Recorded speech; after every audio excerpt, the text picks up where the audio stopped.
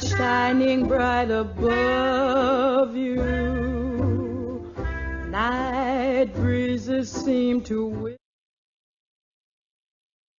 And good evening. Thank you for joining us tonight. And this is for the second half of our Thursday night program, which is a little more of a weekend preview and a little bit of a weekly summary for some of our local news. But we're going to start off tonight with something we normally don't do in this segment, but I thought we would. This is from the White House, and this is President Biden actually addressed the National Governors Association. And this is important because in the wake of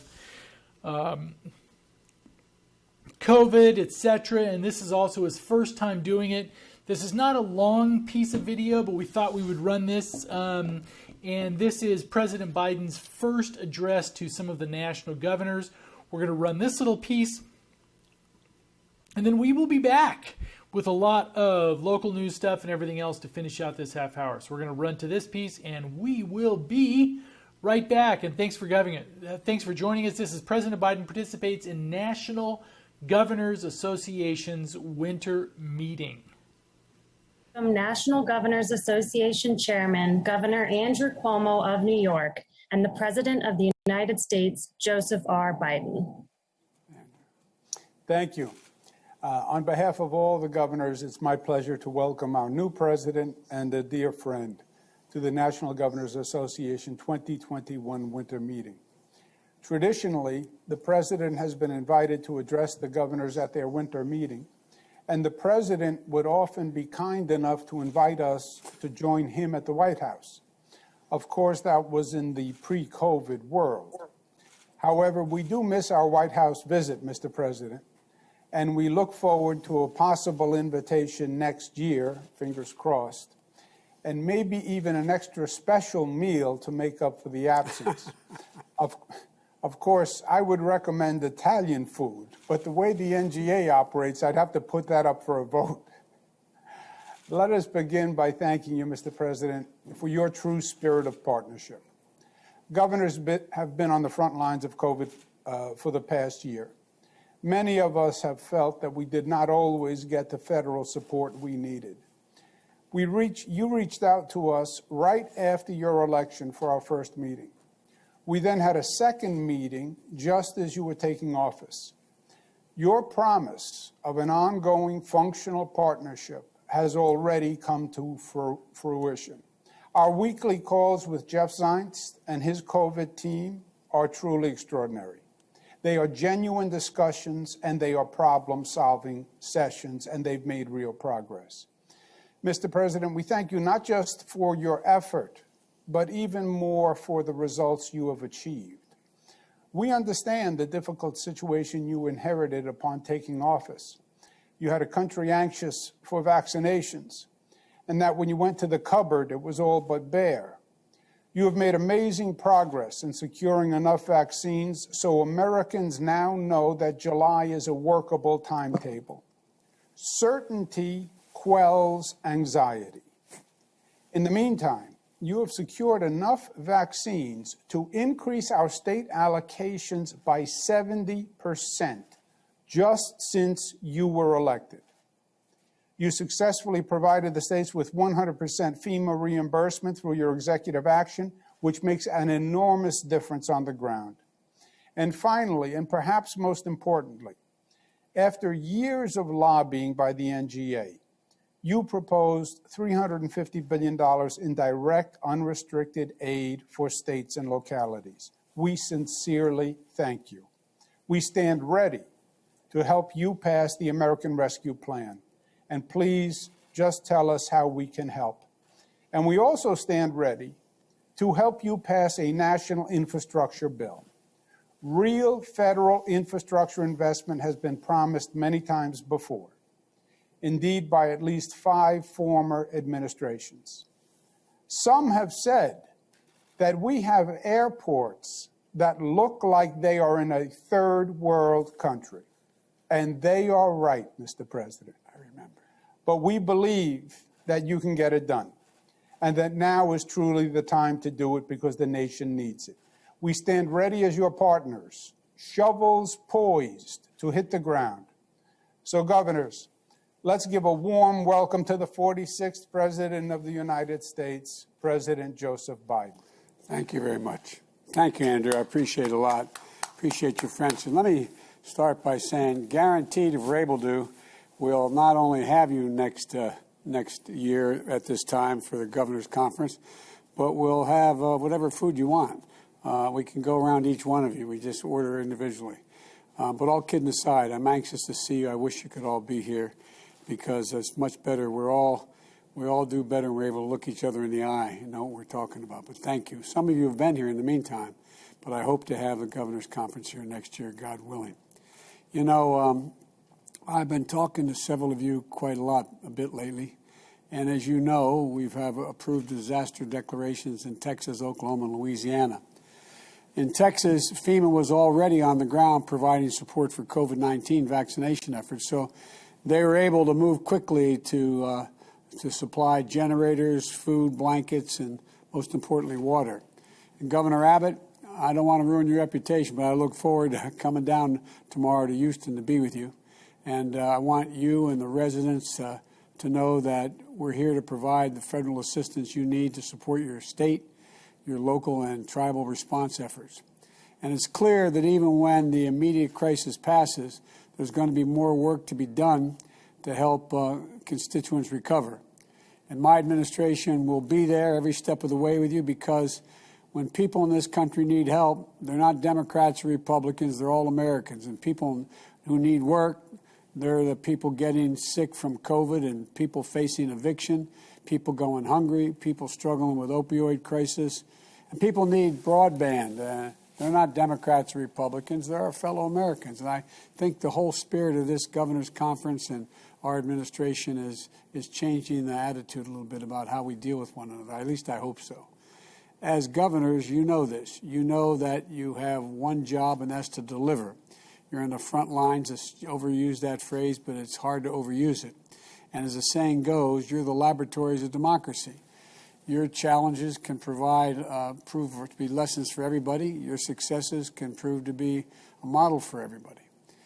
The storms that hit the South were a painful reminder that so many of our challenges don't stop at our border of our states. They don't make distinctions based on how the state's made up. Today, I want to focus on two of those challenges that cross borders, COVID and the economy. You know better than I do. As you know, the ability to deal with one will determine our ability to address the other. On Monday, our nation passed a grim milestone. COVID-19 has now taken over 500,000 of our fellow Americans.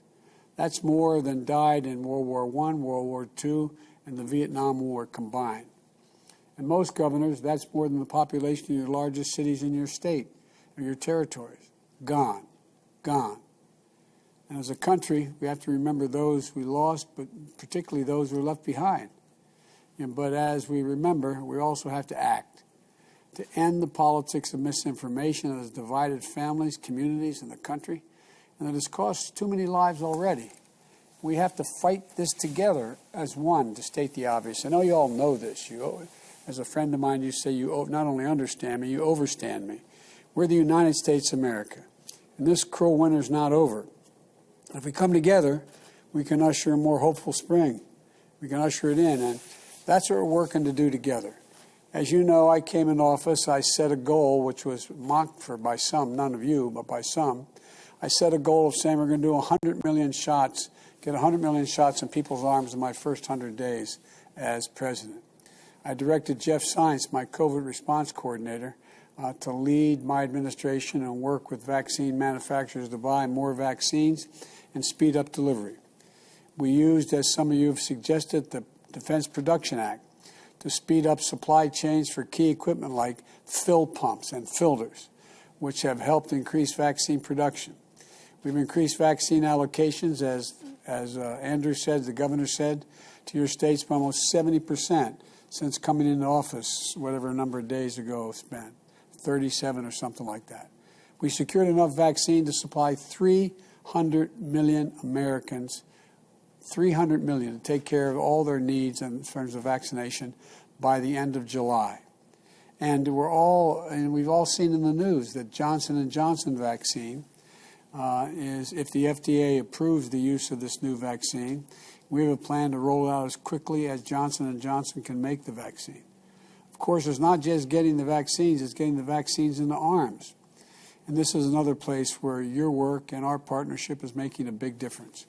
I've signed an order to allow retired doctors and nurses to give shots. We deployed, as you referenced indirectly at least, Andrew, we deployed over 1,500 federal personnel as vaccinators, and we're funding 1,200 of your guards, men and women, to serve as vaccinators as well. And we're paying for your guard for that purpose. We're working with you to create more places where Americans can get vaccinated, supporting communities and high-volume vaccine centers and across your states. The result is that we have doubled the daily vaccination rate from where it was when we took office. And we've completed 50 million shots in 37 days. And we've now given more shots than any nation in the entire world. Nearly 60% of people over the age of 75 have now received at least one shot. It was 14% 6 weeks ago. Close to 50% because of your help of the people over 65 have received one shot. It was 8% 6 weeks ago. This is so important because people over 65, as you know better than anyone, account for 80% of all the COVID deaths. Additionally, about 75% of the people who live in long-term care facilities have gotten their first dose, and those cases are at their lowest level since reporting began in May. At the same time, we're also delivering more than 25 million masks. Ordered this last week, 25 million masks to over 60,000 food pantries, soup kitchens, community health centers all across America, helping protect some of our nation's most vulnerable people. These are all necessary steps to helping the economy rebuild. Necessary steps, not only steps. It's enough to build back to where we were before. We need to build back better. And I think all of us know how to do that. We remember what happened in the States back in 2008. Hundreds of thousands of jobs disappeared every month in that Great Recession. And we passed the Recovery Act. We provided state and local fiscal aid. We sent funding to your school districts to help save over 300,000 education jobs. We provided middle-class tax relief. We invested in the future, rebuilding roads and bridges, making the biggest clean energy investment in history and the single biggest investment in infrastructure since Eisenhower's interstate highway program. And we created in the process, you all created in the process, over hundreds of thousands of good-paying jobs. Now, economists tell us it saved us from a depression. Well, that's the approach I think we need to take today. But there's one big difference. We need to be more ambitious right now. The greatest risk from all the major economists, from Wall Street to overseas to the major think tanks, is that we don't do enough of what is needed. It's where we do too little. You know, in every one of your states and territories, red and blue, millions of Americans are hurting badly. We see it in ways that we've never expected in America. 400,000 small businesses gone in an instant, gone. People who thought they had secure jobs out of work due to no fault of their own. The difference here is people are hurting through no fault of their own. Lines miles long in your states. People who never, ever, ever, ever thought they'd ever have to worry about going hungry, waiting for someone to put a box of groceries in their trunk. Women's participation in the workforce, you all know this, is driven to its lowest level in more than 3 decades. So many women are facing the devastating choice between a paycheck and care and education of their child. Our cities and towns have shed 1.3 million jobs since just last March. Educators, nurses, cops, firefighters, other essential workers. The economic toll of this pandemic continues to tear through our country as brutally as the virus itself. And so we need to comfort the economic, we just have to step up. The economic toll we have to address with the same aggressiveness and seriousness of purpose as we do the virus. And that's what the American Rescue Plan does. Instead of chasing COVID-19, it allows us to get ahead of it with more testing, supplies, vaccinations.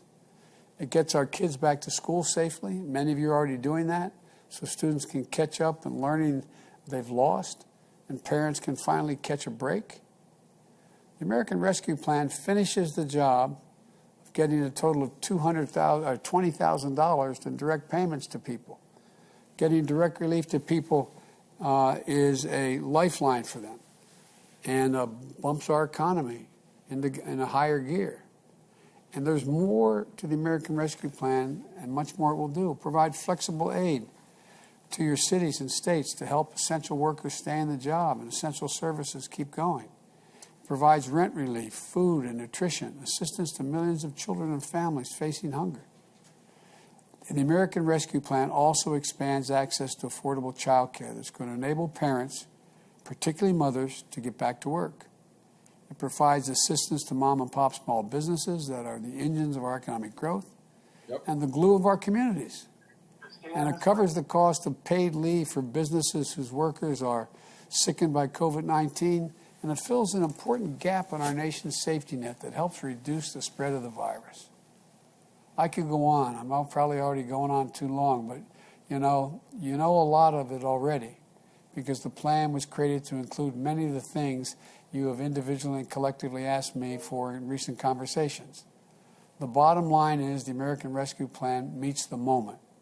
An analysis by Moody's estimates that it will help the economy create 7 million more jobs this year alone. And it would be on the way to another 18 million jobs, Moody's estimates, would be created over the next 4 years with our Build Back Better recovery plan. Look, what we do now will determine whether we build from a position of strength, whether we lose years of sluggish and unequal recovery. And the only way to contain this pandemic and help the American people as quickly as possible is passing the plan as quickly as possible. The vast majority of the American people from both parties support it according to the data. I'm grateful that many of you, Democrats and Republicans, have expressed support as well. We are not the type of nation that can or will stand by and watch our people suffer needlessly through no fault of their own. It goes against our conscience. It goes against sound economics. It's not who we are. We're people who know that there's nothing we've ever failed to do when we've set our mind to doing it. So let's get this done. I've gotten over 400 mayors contacting me to get this plan passed. A lot of you have moved to do that. Send millions of Americans, wherever they live, whoever they voted for, a strong message that help and hope are on the way. We can do this. And I hope that Jill and I, as I said, can welcome you all to the White House for next year's meeting. And may God bless you all, and may God protect our troops. We got a lot to do, guys, but we can do it. We are back, and that was President Biden's address to the Governors Conference at their winter meeting. And let's roll on through. We're just finishing up here. This is from a local piece on teacher. Well, before we switch away from the White House, let's actually. The president ordered his first military action of his administration, and let's go to this now. It was a precision strike. Let's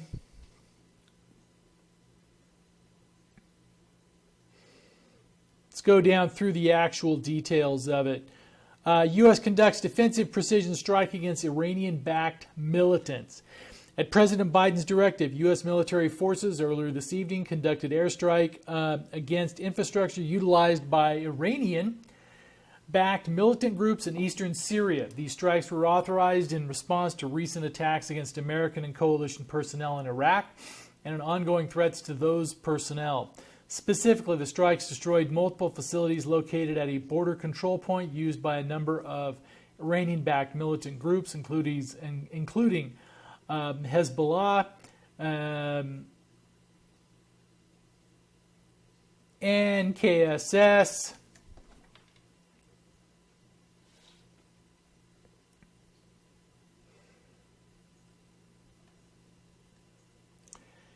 KSS, this proportionate military response was conducted together with diplomatic measures, including consultation with coalition partners. The operation sends an unambiguous message. President Biden will act to protect American and coalition personnel. At the same time, we have acted in a deliberate manner that aims to de-escalate the overall situation in both eastern Syria and Iraq. All right.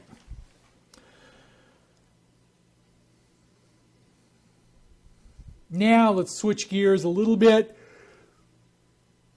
In fact, let me hit, that was up, we were working on this piece. Let's hit save here. State accelerates access to COVID vaccines for education workers. This is, so the teachers union looks like they are getting their way on this one, which should at the very least remove some of the last impediments from getting most of these schools back open, especially in the larger metropolitan areas. As you know, most of the schools in our areas are back in session and have been for quite some time.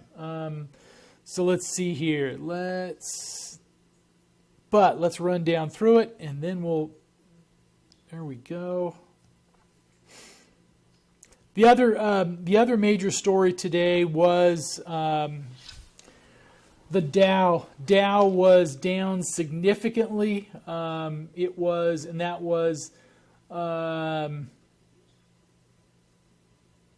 yields are going. Treasury bond yields are going back up, and the consensus seems to be that is providing somewhat of a safe haven for money that wants to escape some of the vicissitudes of the stock market.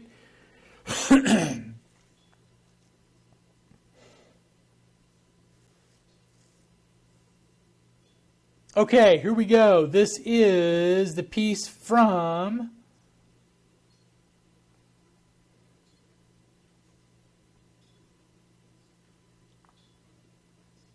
okay, come on. Just watching our time here. Then we got to go to weather. Okay, here we go. Following last week's announcement by Governor Gavin Newsom that beginning March 1st, at least 10% of vaccine supply would be dedicated to education workers. So that means 10% of the dedicated education workers, including teachers, paraprofessionals, bus drivers, childcare workers, and site-based administrators. The state outlined its plan to execute the governor's commitment. The education professionals who nurture and support our children deserve to be and have been prioritized for vaccines. I'm proud to accelerate those efforts in all 58 counties, said Governor Newsom. Our top priority is getting students back in the classrooms as safely and quickly as possible, and the expanded access to vaccines will build on the momentum and confidence that we can do so with urgency. Just over half the states currently authorized vaccines for education workers. California was among the first to do so, and vaccine prioritization has been a core component of the state Schools for All plan since December. Counties have been authorized to vaccinate education workers based on supply since January, and at the state's encouragement. At least 35 counties are actively vaccinating education workers since the governor announced commitments. Several counties have announced plans to expedite access starting March 1st, including Los Angeles and Fresno counties. County and local leadership, including from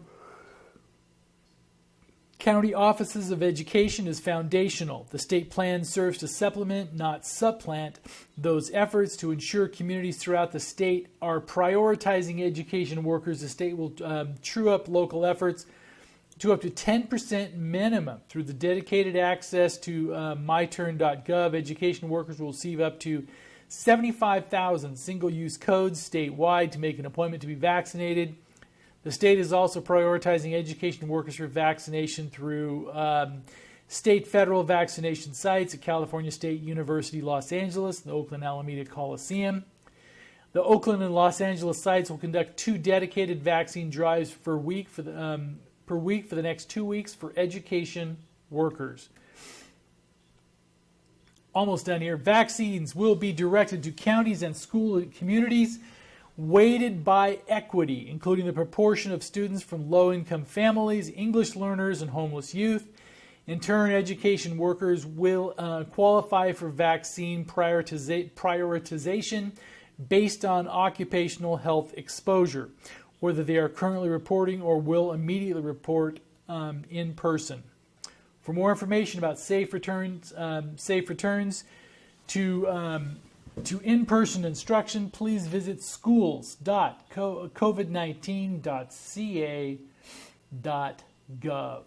All right, let's have a quick look at weather. Now, weather's been an interesting thing. It has been clear, but we've had cold overnight temps, and this is good for the ski resorts and for recreation because this allows the snowpack to reset overnight, and so they can groom and get it all ready for the next day without any loss of snowpack. And snowpack is currently running, I think it's around the 60-some% of normal, so we do need some more, and that will be coming along. There's a chance of some more moisture coming in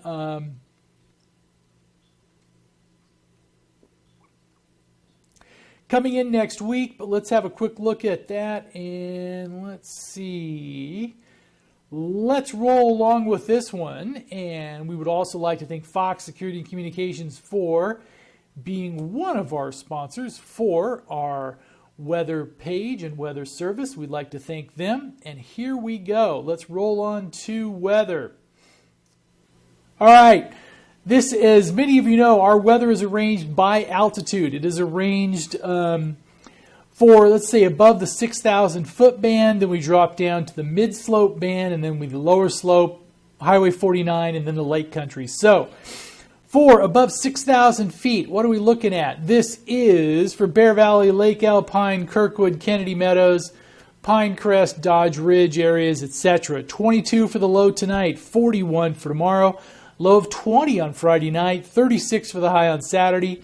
Saturday night will be clear and cold, 18 degrees for the low on Saturday night. Sunday morning will start off breezy, and then it will be sunny.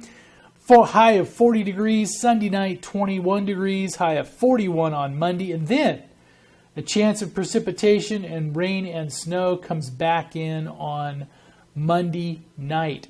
All right, let's drop on down to mid-slope. This would be for Arnold, Camp Connell, Dorrington, Big Trees State Park, Big Trees Village, on the Highway 4 side, on the Highway 108 side for Meewook Village and Twain Harte, and on the Highway 88 side for Pioneer, Barton, etc.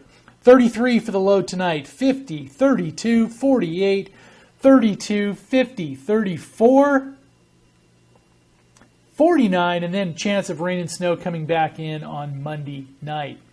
Okay, let's drop on down to the lower portion of the western slope. These are for communities that are above the Highway 49 corridor, but below permanent snow level. This is 36, 58, 38, 58, 37, 57, 38, 59. You see, overnight temps are chilly, but nice, warm days. Monday night, slight chance of showers shows up in the forecast. Let's hope that develops into a real storm door opening for next week. Okay, the Highway 49 corridor.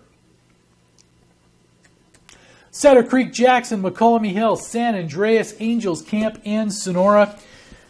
36, 60, 36, 60, 37, 59, 39, 61, 38, and 38 on Monday night with a slight chance of showers. Now, let's drop on down to lake level. Copperopolis, Valley Springs, Rancho Calaveras, Ione, Lower Jamestown, and Don Pedro. 36, 60, 40, 60, 38, 59, 40, and 62 on Monday, and then slight chance of showers on Monday night. And I think we are just about out of time. And we are. We thank you for joining us. We appreciate it more than you can possibly imagine. We update our news on a 24-hour basis, if need be, on the Pine Tree. We thank you for all the time you spend with us, and also thank you for watching this little episode on Calaveras Public Access Television as well. Have a great night. We appreciate it.